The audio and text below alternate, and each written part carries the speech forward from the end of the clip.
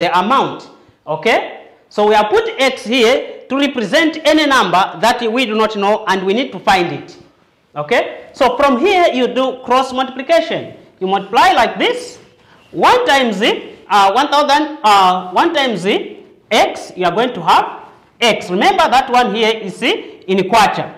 It's equal to, then you multiply 600 times 1 kwacha 50 ngwe. Remember this is paper 1, so you don't need to use a calculator. But there is the simplest way of answering such kind of question if you do not have a calculator. Especially when you have got a decimal point here and another number has got zeros at the end there. It becomes very easy. Okay? So how do you do it? Check how many number of zeros you have here.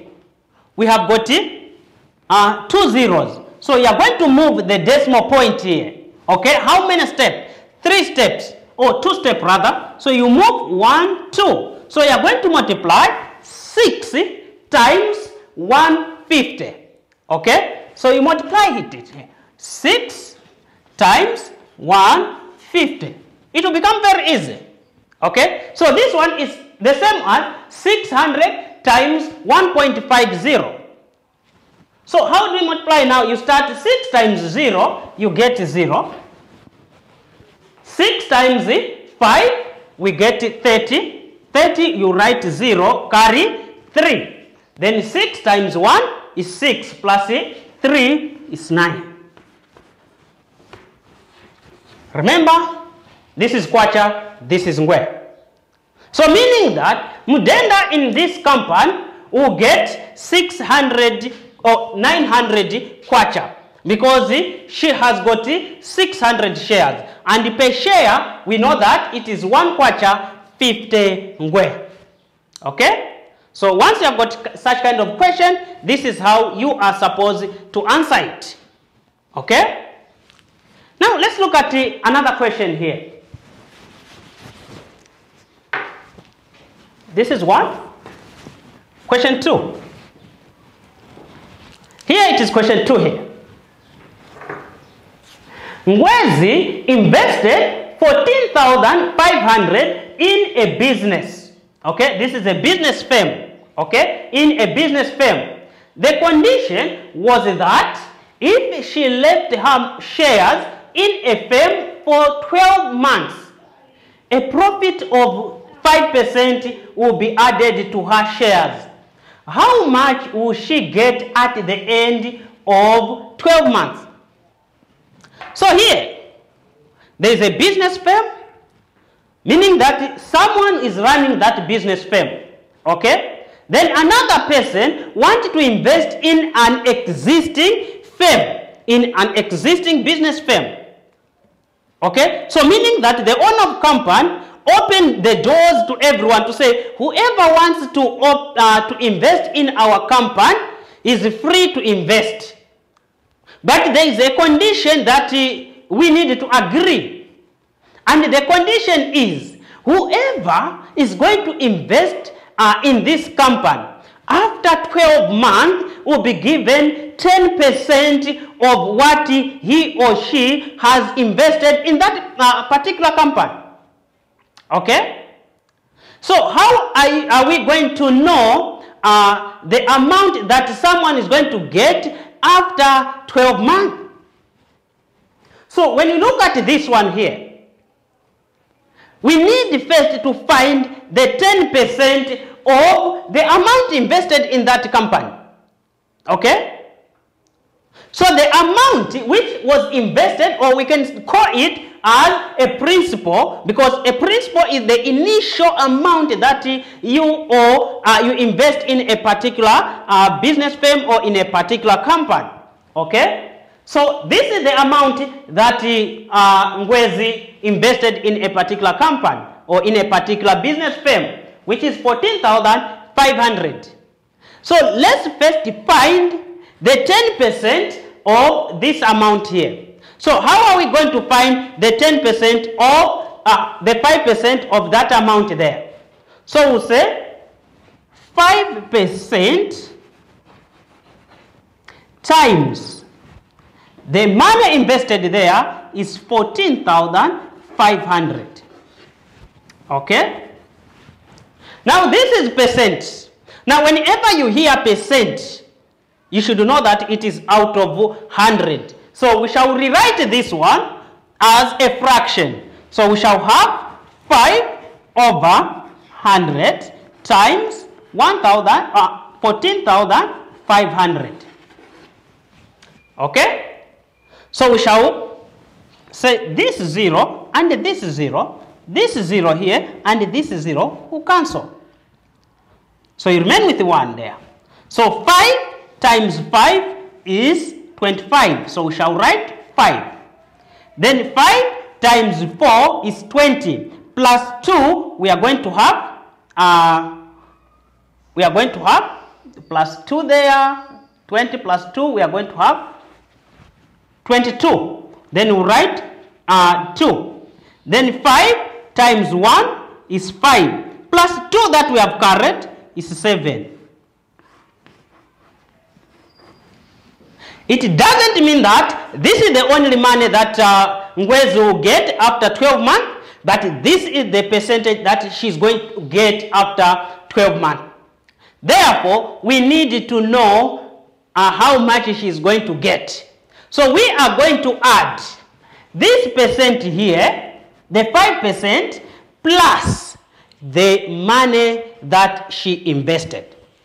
So how much did she invest there? It's 14,500. So we shall say 14,500 plus 725. Okay? So when we add here, we say 5 plus 0, we are going to have 5. 0 plus 2 there, we are going to have 2.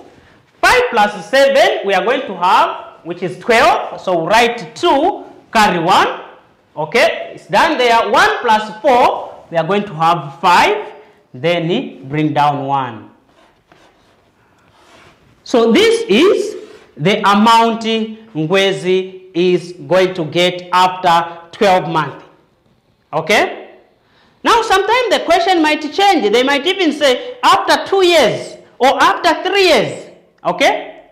Meaning that if they say after 2 years, then you say, okay, this is for 1 year. Then you multiply it by 2. Whatever you are going to get, you add it to the what? To the initial amount that she invested in a particular business firm. Okay? So these are some of the questions some students sent to me to say, at least we need to discuss together. But if you have some more problems or questions, please, you can still forward it to us. We'll work on it. This is not only for grade 10s, okay, those who are in grade 10, but even those that are writing their final exams this year. Not only that, even those that are doing business, but they wanted, or they have finished school or they haven't finished school, they wanted to engage into business, they can also learn 1 or 2 things here. Okay? So, apart from this, we have got one question more that we need to discuss together. Okay? I'll wrap this part.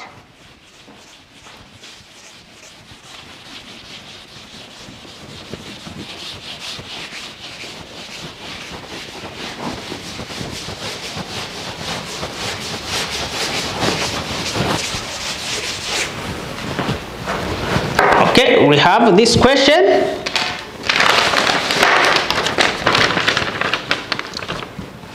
So I'll put this one as question 3. Floyd had 125 shares in a company.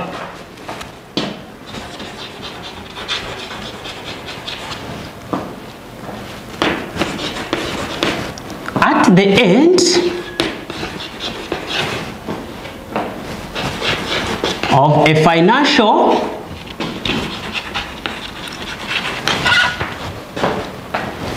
year,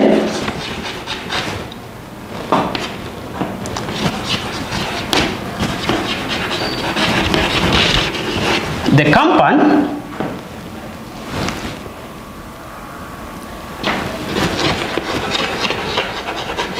declares a dividend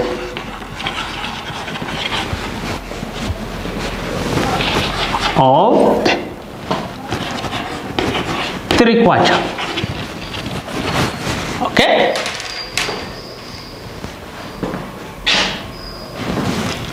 per share.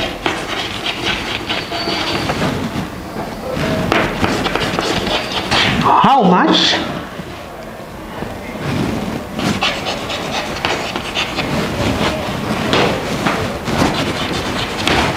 was due to Floyd?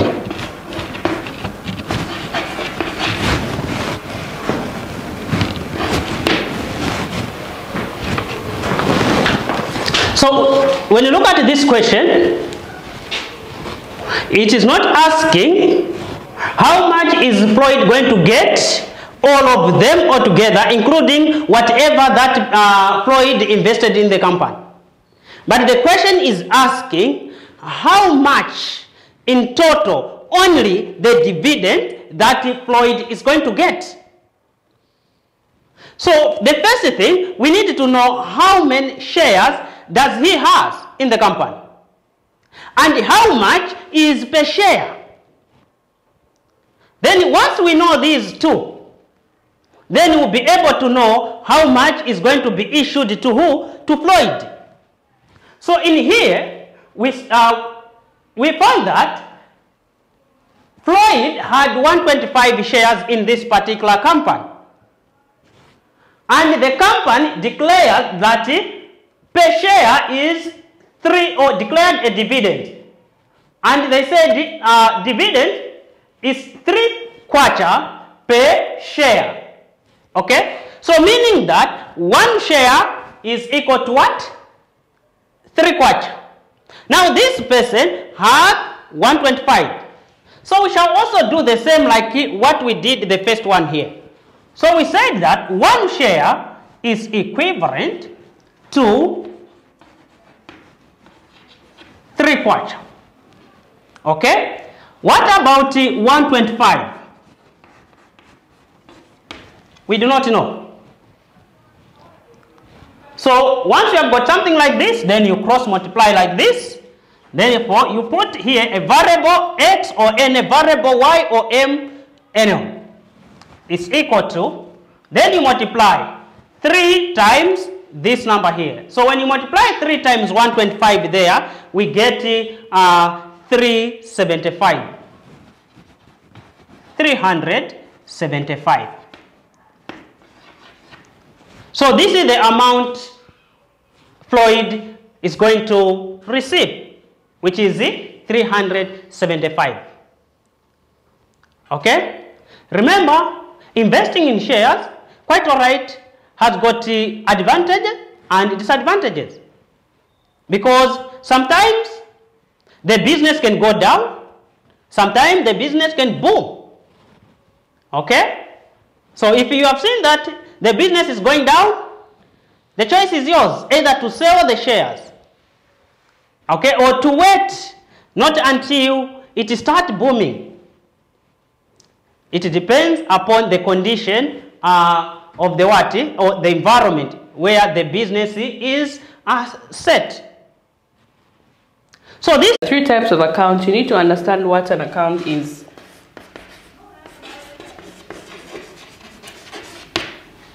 So what is an account? It's a summary of information of a particular person or item. So an account is a summary of information or transactions, information or transactions of a particular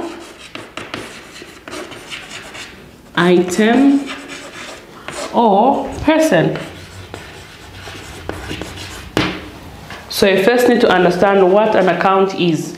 So accounts may be an asset account or a person account. So that's where the particular item or person of that summary of information is recorded. So when we look at classification of accounts, we need to understand to say accounts are in 3 types. So the first one is known as the nominal.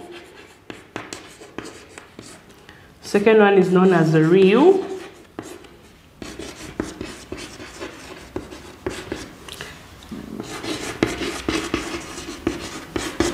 And the last one is known as the personal.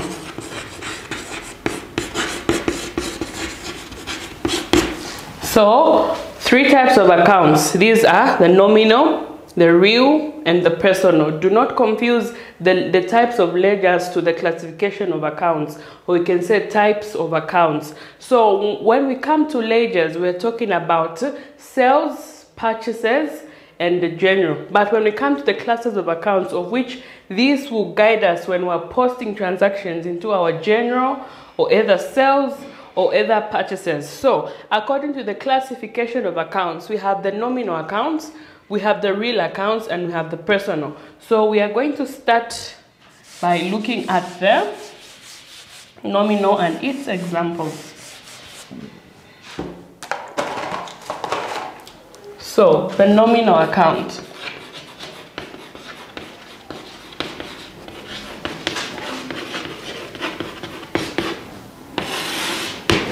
So we would say nominal accounts, these are the activities that happen to or by the business. Okay, these are the activities that happen. These are activities that happen to or by the business.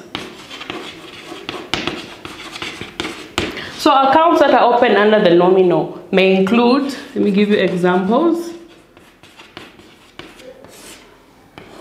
So when we look at the activities of a business, they include expenses, they include incomes, they include payments, and they include so many other things. So we can talk about the purchases account. The purchases account. This is a nominal because when you're buying or purchasing something, that's an activity being done by the business. So we have the purchases accounts here. We have the rent accounts here. We have the sales accounts. We have the sales accounts here. We have the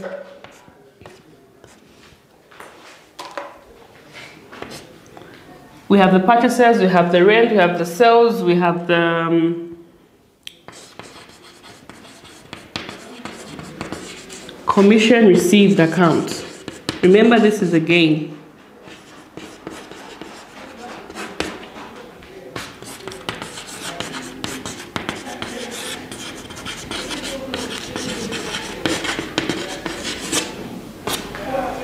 And the list goes on. So those activities that happen to or by the business are known as nominal accounts. So mostly these record both income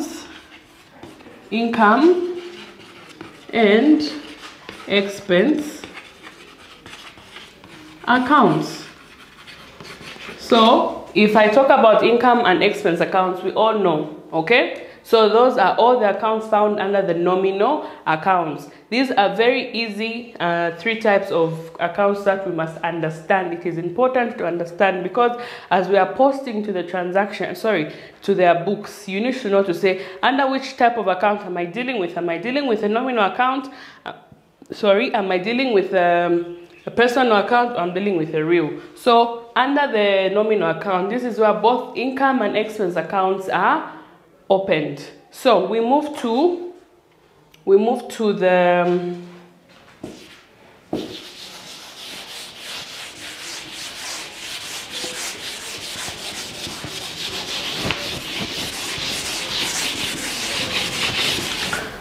the real account.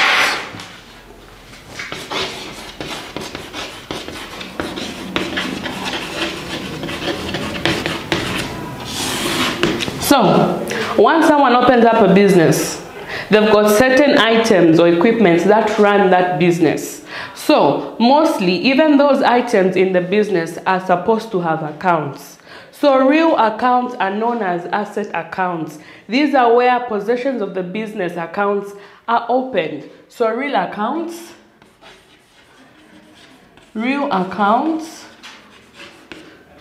are also known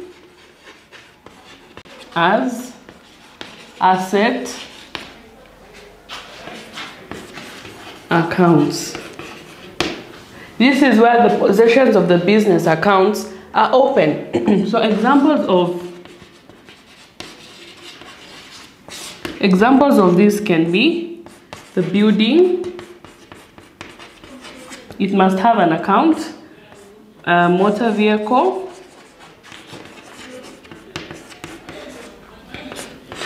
Fixtures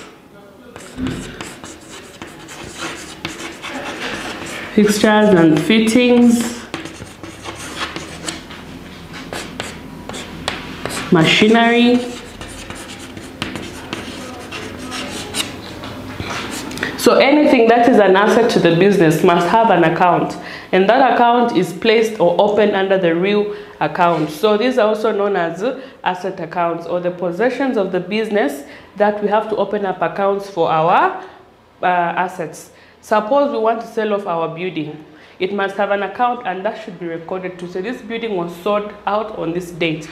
This vehicle was disposed of on this date. These fixtures and fittings were sold out at this date and at so much, so that you can now know how to calculate what you want to replace upon those different types of assets. So it's important for every asset in your business to have an account, because you might monitor it. If there's maintenance to be done, that maintenance expense is to be recorded in that asset account, so that you keep record of your asset. It is very important to keep records of your asset. Every business must have a documentation and recording, so that whatever needs to be followed up is followed up accordingly. So these are real accounts, also known as asset accounts. Examples are a few that I have listed here. So whatever you decide to start your business with and whatever helps your business run is known as an asset, the possession of a business. So these are what real accounts are. And then we come to the last one,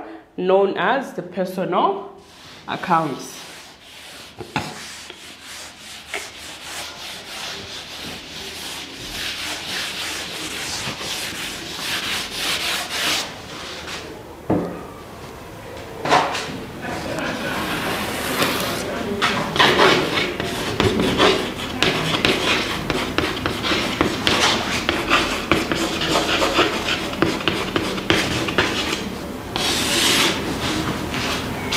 So every business will have debtors and creditors depending on the nature of your business. So personal accounts always appear in name. So these are accounts where we open up our debtors and creditors accounts. They must always appear in name. The name of the company that you are in an understanding with your business is to be opened under the personal account. So these are accounts that appear in name or personal names.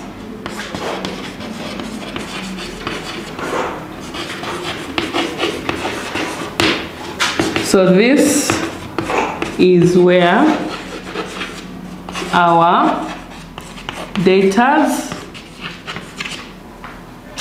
and creditors accounts are open. So examples: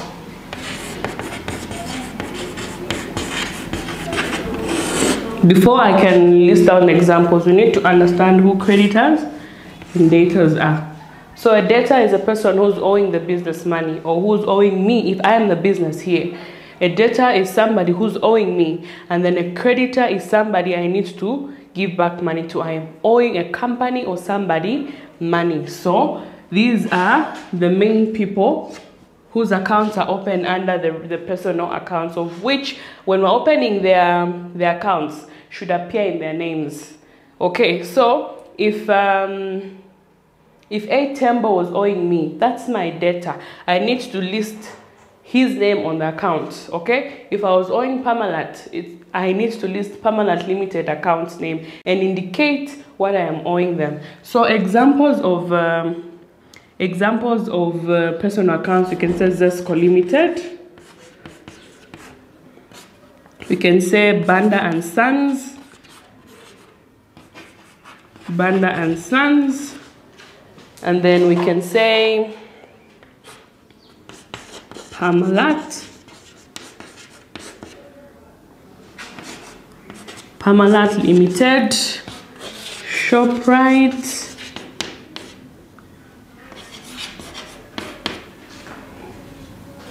ShopRite, I can say A Banda.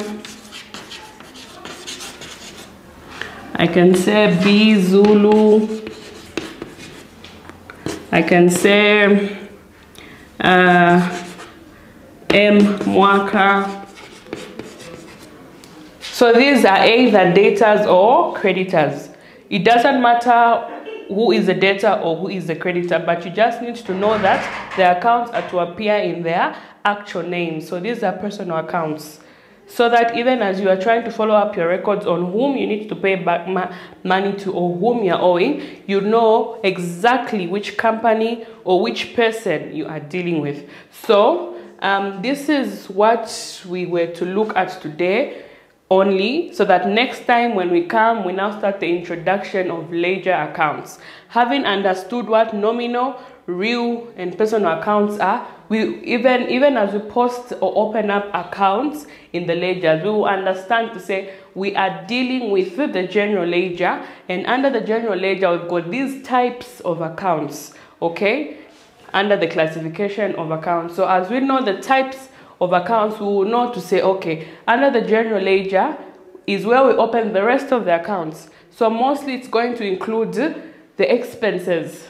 as well as the debtors or creditors. And then once we look at the sales ledger, we'll not to say the sales ledger is dealing with the nominal accounts, because this is an activity being done to or by the business. Purchases as well, we will know that this is an activity being done to or by the business, known under the nominal accounts. So nominal accounts are known for recording income and expenses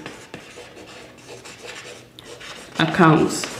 And then when we come to real accounts, we know these are asset accounts. And then when we come to personal, we know that these are for our debtors or creditors accounts. So this is a very short and brief topic. It is not even very difficult to understand. It's just a way of understanding under which class do most accounts need to be opened. So even after realizing and knowing to say, okay, once I am recording as Zesco Limited because this company had made a transaction for my company, you know to say it's going to fall under the personal accounts. So we come to the end of our very short lesson for today. With you here has been Teacher Mudenda. Until next time.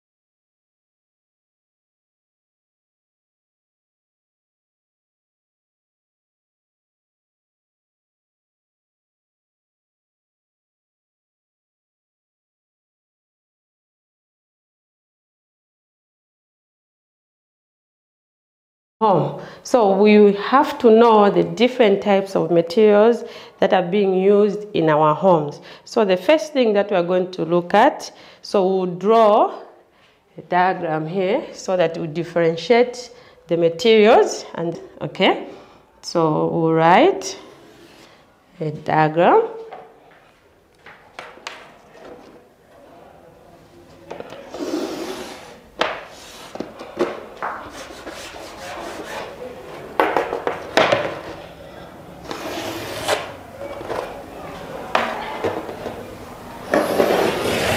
Okay.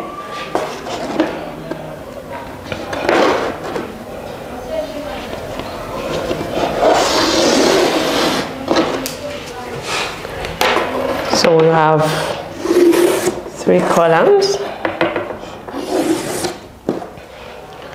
Okay, so basically we've got the materials which are common. We've got plastic, we've got ceramic, glass, wood, as well as metal. So we'll list those materials here. Okay, right, materials. Okay, and there I'll write uses, their properties. Okay, so the first material that we're going to write, it's plastic. So plastic, it's used in our homes, and we may have different utensils which can be made from plastic. So the first material, we'll write plastic. Write plastic here as a material. Okay. So what are the uses of a plastic? We have to know the uses of a plastic. Okay. So we'll write the uses here for the plastic. We'll write the first one. It is used. Okay. For making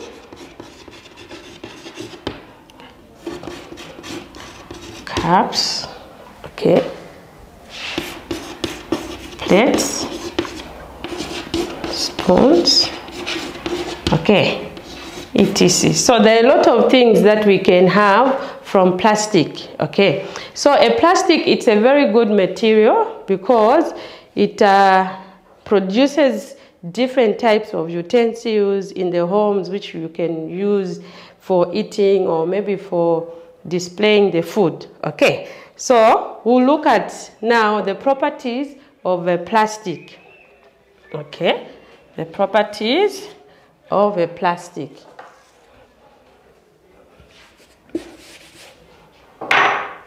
So we'll draw a line there.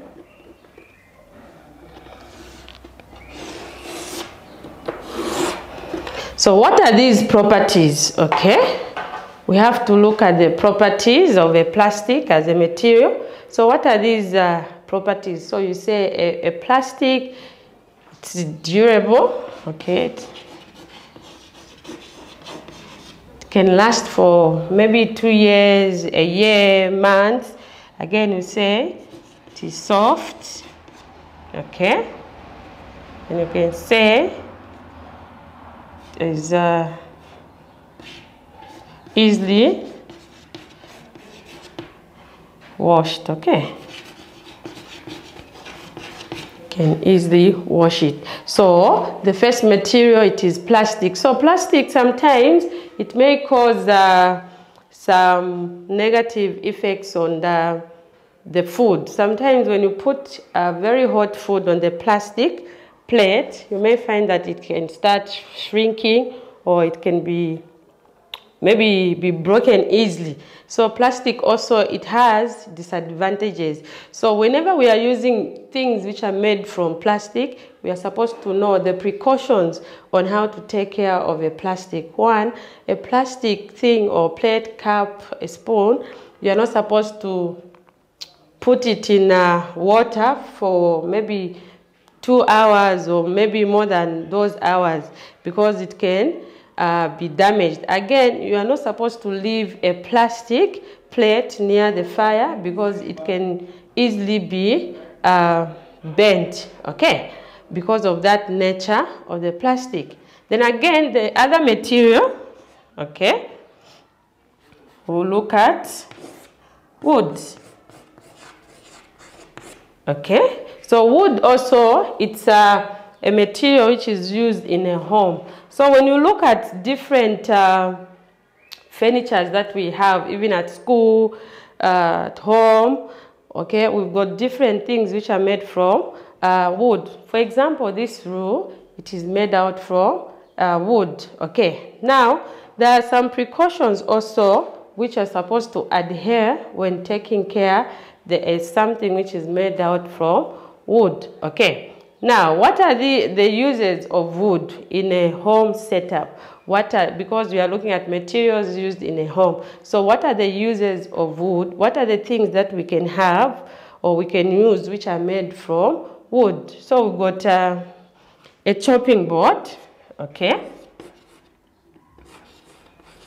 got a chopping board.